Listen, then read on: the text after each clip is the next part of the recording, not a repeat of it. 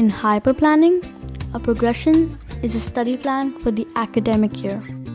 Entering the progression can't be done from a mobile. In Hyperplanning, click on Studies and Progressions. Click on Create New Progression. Enter the subject as the name of the progression.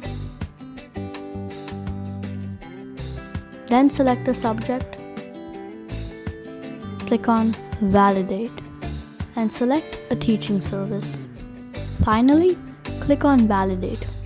On the right, a series of class meetings are created with the date of each meeting. Click on the first column of each session to give it a title.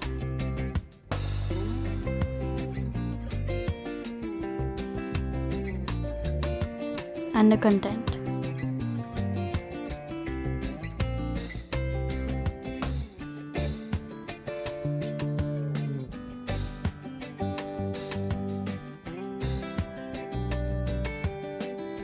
When you are done, click on Validate. The progression is automatically recorded. For more safety, you can click on the Safeguard button and save your progression in a file.